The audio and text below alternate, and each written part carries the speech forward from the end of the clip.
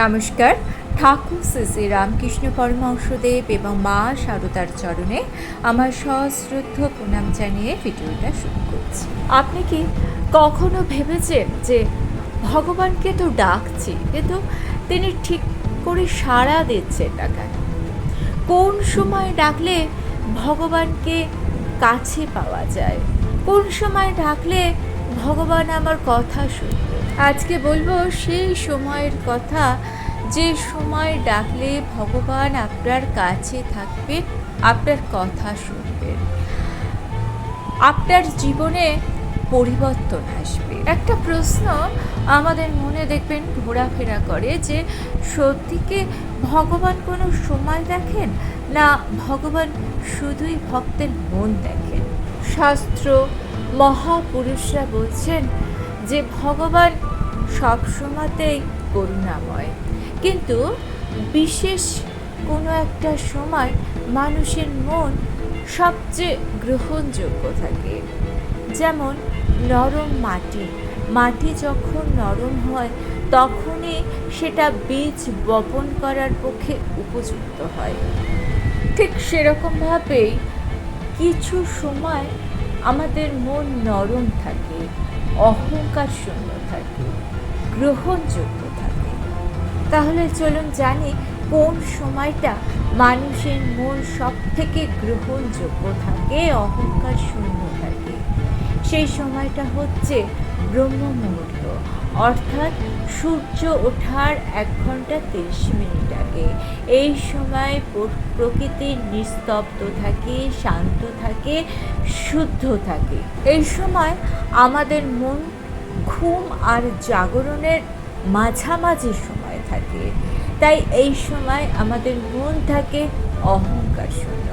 সেই জন্য শাস্ত্র বলে এই সময় করা জপ ধ্যান সব থেকে বেশি কাজ দেয়। ঠাকুর রামকৃষ্ণ পরমহংসদেব বলছেন, ভোরবেলা মানুষের মন যেরকম কোমল থাকে সারাদিন আর সেরকম থাকে। ওই সময় একবার নাম নিলে মন 10 বার নাম নেওয়ার ফল পায়। তাই যারা সত্যিকারের ঈশ্বর লাভ করতে চান তারা ভোরবেলাকে জীবনের পবিত্র সময় করে নিন। রাত গভীর হলে প্রকৃতি শান্ত হয়।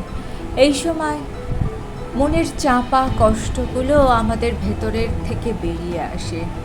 এই সময় আমাদের বলা কথা, আমাদের ডাকগুলো কোনো সাজানো কথা নয়, কোনো মুখস্থ করা কথা নয়, অন্তর থেকে আমাদের বেরিয়ে আসে মনের কষ্ট। সারদা দেবী বলতেন, ডাক সত্যি হলে মা কি কখনো চুপ করে থাকতে পারেন? রাতের ডাক চোখের জলে ভেজা, অভিমানহীন এই ডাক চোখের জলে ভেজা। এই ডাক ভগবান কখনো উপেক্ষা করেন না। রাত্রিবেলা শোবার আগে যদি আপনি মন দিয়ে ভগবানকে ডাকেন, কিংবা যখন আপনার ঘুমটা ভেঙে যায়, তখন দেখবেন মনের মধ্যে কোনো অহংকার থাকে না, মনটা পুরো নির্মল থাকে। সেই সময় ভগবানকে স্মরণ করুন, 2 মিনিট 5 মিনিট ভগবানকে স্মরণ করুন, ভগবানকে নিজের আরতি জানান। মন থেকে ডাকলে ভগবান সাড়া দেবেন।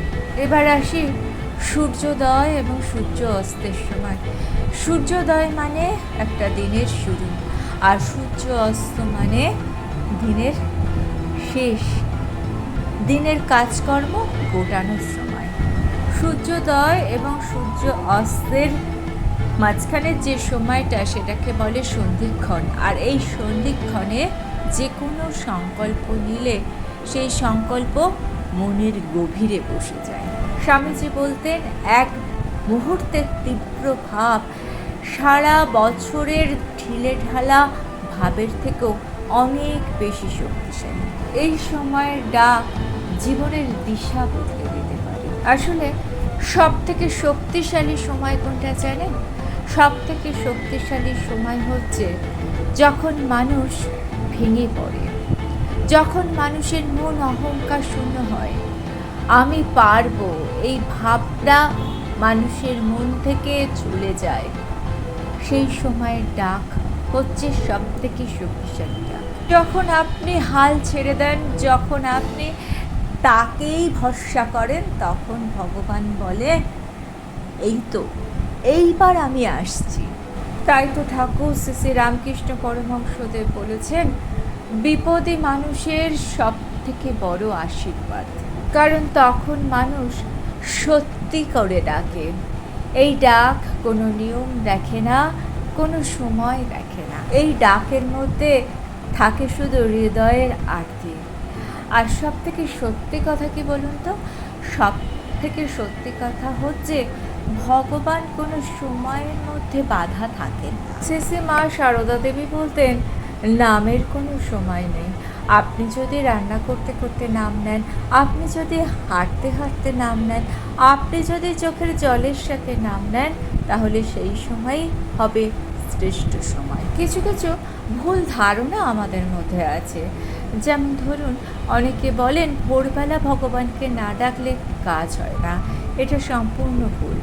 অনেকে বলেন রাত্রিবেলা ডাকলে কাজ হয় না, এটাও সম্পূর্ণ ভুল। অনেকে বলেন নিয়ম না জানলে কাজ হয় না, এটাও সম্পূর্ণ ভুল। ভগবান দেখেন মন কতটা নিঃশান্ত, আত্মসমর্পণ কতটা নির্ভেজাল।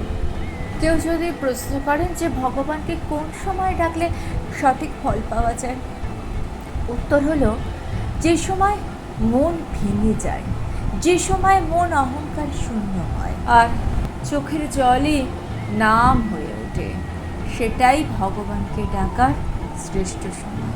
মা সারদা রান্না করতে করতে সবসময় বিড়বিড় করতেন। তখন তার ভাইজি প্রশ্ন করেছিলেন, মা তুমি রান্না করতে করতে কার সাথে কথা বলো? মা বলেছিলেন, দূর, ও তো আমি ভগবানের নাম করি।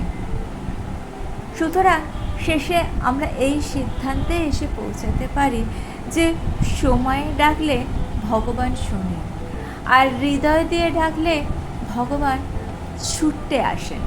এইবার একটা প্রশ্ন করি, শাস্ত্র, পুরাণ, ঠাকুর, মা সকলের কথা শুনলেন, আপনার কি মনে হয়? আপনার কি মনে হয় যে ভগবানকে কখন ডাকলে ঠিক ফল পাওয়া যায়? কমেন্টস করে জানাবেন। ভিডিওটা ভালো লেগে থাকলে চ্যানেলটিকে সাবস্ক্রাইব করে নিয়ে পাশে থাকা বেল আইকনটা প্রেস করে দিয়ে অল অপশানটা ক্লিক করে দেবেন। তাহলে যখনই নতুন কোনো ভিডিও আপলোড করব তার নোটিফিকেশন আপনাদের কাছে পৌঁছে যাবে। ঠাকুর ও মায়ের চরণে প্রণাম জানিয়ে আজকে এই পর্যন্তই। থ্যাঙ্কস।